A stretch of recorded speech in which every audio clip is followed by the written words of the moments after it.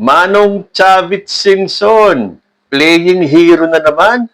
Hindi ka na ba nadala na nung ikaw ay umattend sa mga rally, yung mga big time rallies binuka ng mga taong nandoon? Tapos ngayon, eto ka na naman, feeling hero ka na naman, na parang ikaw ang pag-asa, na ikaw ang tagasalba ng sangkatauhan. Talagang hindi po titigil si Manong Chavit hanggat hindi niya napapabagsak si President Bongbong Marcos. Akala niya kasi yung ginawa niya kay former President Erap Estrada ay magagawa niya kay Bongbong Marcos. Basahin ko po itong balita sa Global Daily Mirror. Sabi ni Chavit Singson, sigurado yan, matatanggal si Bongbong Marcos. Citing divine providence, billionaire and former Ilocos Sur Governor Luis Chavit Singson believes President Bongbong Marcos would be ousted from Malacanang Palace this year amid the flood control corruption scandal. I'm sure na matatanggal si Bongbong Marcos now, ngayon, the soonest possible time. Sigurado yan matatanggal si Bongbong Marcos dahil nasa atin ang katotohanan. Hindi tayo pwede pabayaan ng ating Panginoon. I believe in God. I believe in miracles. And I believe in destiny. Siguradong babagsak si Bongbong.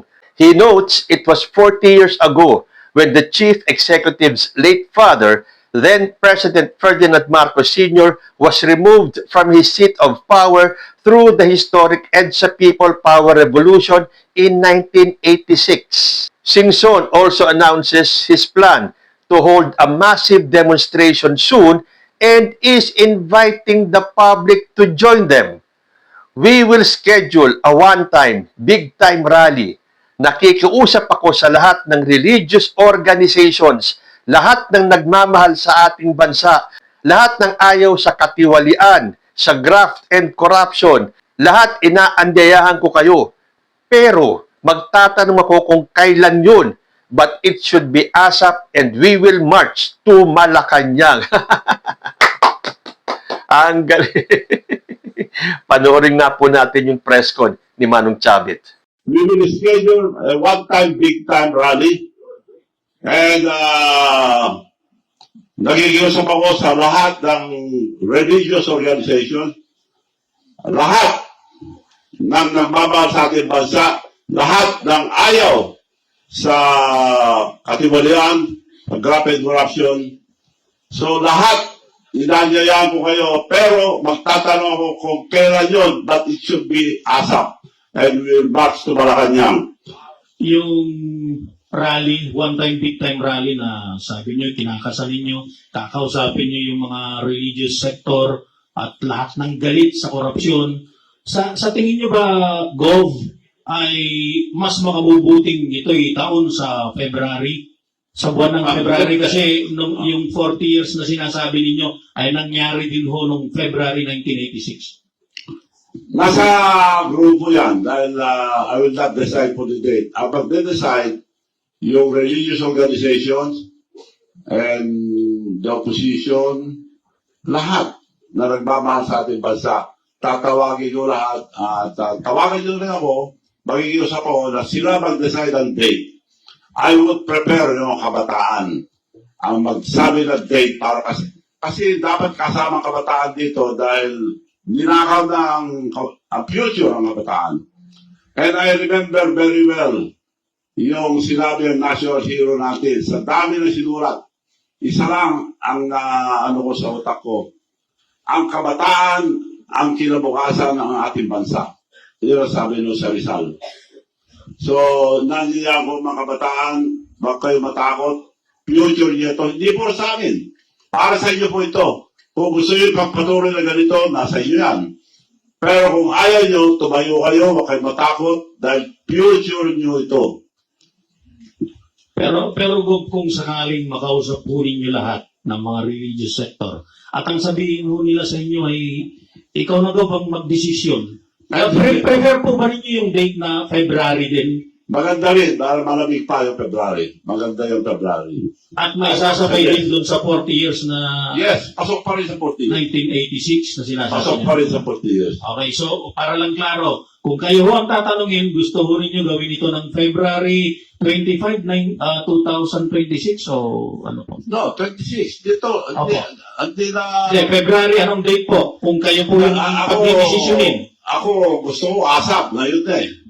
Pero depende kung anong gusto ng mga grupo. Kung February, February. Okay, thank you. Doc. So, ang ibig sabihin ni Manong Chavit Singson, yung ginawa ng INC, saka yung trillion peso march ng mga rally, ay hindi pa mga big time yon. So, ang gusto niya, mahigitan itong mga rally na to. Kaya siya ay nananawagan ng isang one-time, big-time rally. O, kung hindi ba naman pa-epal, tapos na yung mga rally. Pero ang gusto niya, isa pang one-time, big-time na hihigit dun sa mga malalaking rally na natapos last year. So, nananawagan siya sa mga religious groups. Kung talagang malakas ang hatak ni Chavit Singson, hindi niya kailangan itong INC o itong CBCP. Dapat on his own, manawagan siya. Huwag siyang tumawag ng mga religious groups. Dahil sa tingin niyo, tatalima ang INC at ang CBCP? Para kasing minaliit naman nitong si Chavit Singson ang ginawang rally ng INC at ng trillion peso march. Eh ano ba ang dahilan kung bakit nagsagawa ng malaking rally ang INC at yung trillion peso march? Hindi ba para i-address ang katiwalian, ang graft and corruption, yung iskandalo ng DPWH? Bakit ngayon parang ang gustong palabasin ni Chavit Singson, yung magiging big time na rally niya ay para sa katiwalian, sa graft and corruption? Eh natapos na yan eh. In-address na nga eh. Eh hindi ba sumali pa nga siya doon, nagpunta siya sa EDSA, anong narinig niya sa tao? Boo! Boo! Di ba? Halos ipagtabuyan siya ng mga taong umattend sa rally. Tapos, ngayon, mananawagan ka ng rally. Solohin mo yan, Chavit Singson. Manawagan ka. Huwag mo nang idamay yung mga religious groups dahil tapos na sila. Nag-aantay na lang sila ng kung ano ang mangyayari. Nag-aantay sila ng resulta nitong ginagawang investigasyon sa DPWH flood control anomalies. Tapos, mananawagan siya ng isang malawakan at pinakamalaking rally siguro ang gusto niya mangyari na makikita ng mga Pilipino, na masasaksihan nating lahat. Pero tatanungin muna niya yung mga religious groups kung anong petsa gagawin yung rally na yan. E paano kung walang pumanig sa'yo, Chavit Singson? Kung walang pumampi sa'yo? Kasi tapos na yung rally nila. Ang ginagawa mo ngayon, parang ginamaliit mo yung effort na ginawa ng INC at itong grupo ng trillion peso march. So, kaninong grupo pa ang tatawagin mo? Yung sa KOJC? Yung sa JIL? O sige, manawagan ka sa mga grupong yan. Pero sa tingin ko, hindi sasama sa iyo ang INC. Dahil kung ang pakay ng INC ay para pabagsakin ang gobyerno ni President Bongbong Marcos, marami na po akong nabasang comment sa aking channel na wala po sa turo nila ang magpabagsak ng gobyerno. Eh lalo na ang CBCP. Ang gusto ng mga yan, transparency, accountability, at makitang matapos yung graft and corruption na yan. Tapos magtatawag ka ng big time rally, sino tatawagin mo? Sino ang iimbitahan mo? Sila din mga grupong natapos na mag-rally? Para sa akin, minamaliit mo yung effort ng ginawa ng INC at ng trillion peso march. Tawagin mo yung mga sumisigaw ng Marcos resign dyan sa grupo ni Topacio at ni Ka Eric Celis. Sigaw sila ng sigaw sa EDSA, wala namang sumama sa kanila. Tapos mag-i-expect ka ngayon na sasamahan ka ng mga religious groups na to sa binabalak mong rally na wala ka namang petsa. Aasa ka pa dun sa mga grupong ito kung kailan gagawin yung rally mo. Huwag mo nang gamitin yung mga salitang lahat na nagmamahal sa ating bansa. Dahil ginawa na nga ng mga nag-rally yan eh. So ano ang pakay nitong mga malalaking rally na to? Ibig sabihin, hindi nila mahal ang bayan? Eh kaya nga sila nag-rally. So yung gagawin mong yan is a waste of time. It will be another exercise in futility. Well, tingnan natin. Baka nga naman si Chavit Singson talaga ang maging hero natin. So, hihintayin daw niya kung tatawagan siya ng mga religious groups para mag-decide kung anong petsa. Hihintayin po natin yan, ha? Sino-sino kayang mga religious groups ang tatalima sa panawagan ni Chavit Singson at sila daw ang magdi-decide ng petsa. Hinamon pa ni Chavit Singson si Representative Martin Romualdez kasama si President Bongbong Marcos sa isang debate. Honorable Bongbong Marcos and Speaker Martin Romualdez, with your permission, I'm going to Malacanang alone to challenge you into a debate about this question with all the media as a witness. Thank you. Maraming salamat po sa inyo lahat at mabuhay ang Pilipinas. So pupunta daw siya ng Malacanang alone at makikipagdebate siya kay Martin Romualdez at kay Bongbong Marcos. Ganun ba kadali yun? Sino ka para basta ka nalang pupunta ng Malacanang at i-demand mo na makipagdebate ang Pangulo sa'yo? Sa ganyang galawan ni Chavit Singson, para bang gusto niyang palitan si Bongbong Marcos bilang presidente. Yung mga ganyan na nagpapakahiro, siguro iniisip nila sila ang papalit. Hindi ka pwedeng pumalit kay Bongbong Marcos. Magagalit sa'yo ang kampo ni Sara Duterte. Aagawan mo pa si Sara ng pwesto. Aagawin mo pa yung kanilang pangarap na ang tagal na nilang hinihintay mapabagsak si Bongbong Marcos para ipalit si Sara Duterte. Tapos ito ka, magpapakahiro ka? At ano ang magiging paksa ng debate ninyo?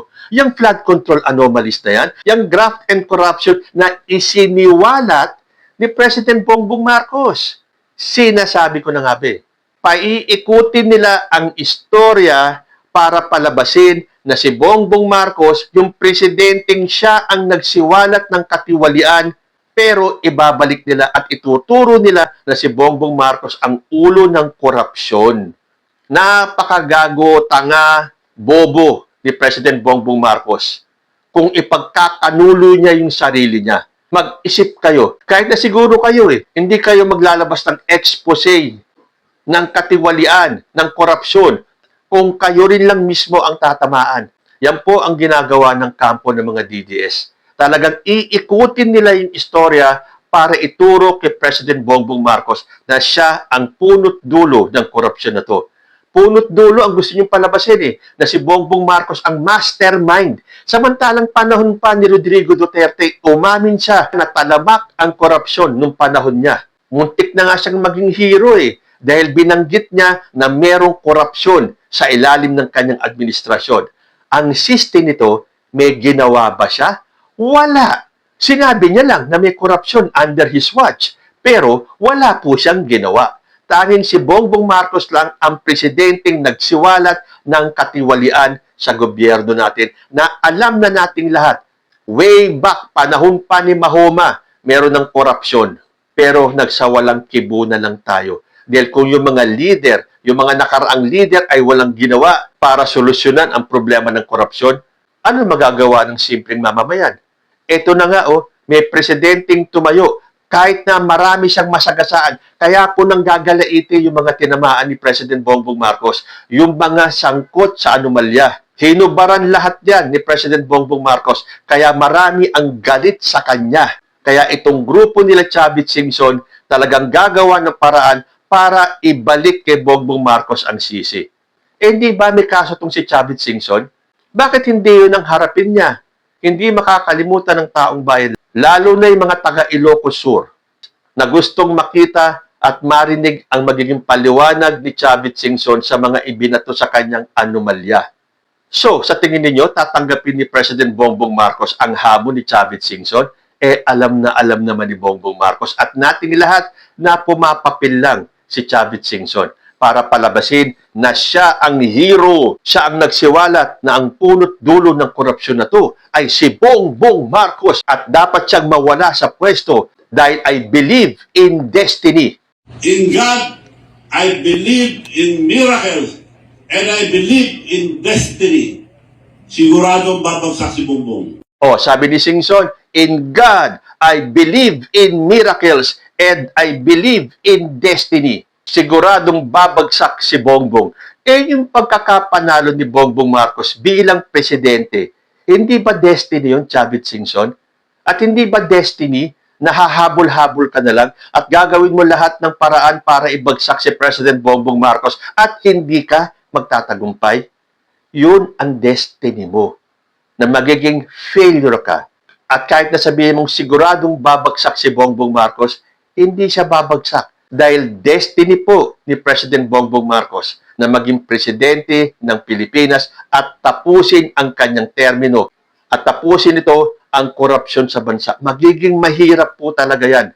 Hindi po ganun kasimple na harapin at totally ma-eradicate ang korupsyon sa bansa natin. Pero binigyan ng Diyos ang ating presidente ng wisdom ay para isiwalat ang korupsyon sa bansang ito. Magalit na ang dapat magalit, masagasaan na ang dapat masagasaan, pero hindi siya titigil hanggat hindi nagkakaroon ng liwanag at solusyon itong korupsyon sa ating bansa. So, imbis na kayo ay magnangaw-ngaw dyan at nag-feeling hero, bakit hindi na lang kayo tumulong sa ating presidente? Dahil kung sinasabi mong lahat ng nagmamahal sa bansa, lahat ng galit sa korupsyon ay makipagtulungan sa iyo, hindi ba mas maganda yung hikayatin mo sila na makipagtulungan sa ating presidente para ma-eradicate natin ang korupsyon sa ating bansa? Kayo po, sa tingin ninyo, makakahikayat kaya si Chavit Singson na mga religious groups para sa sinasabi niyang one-time, big-time rally?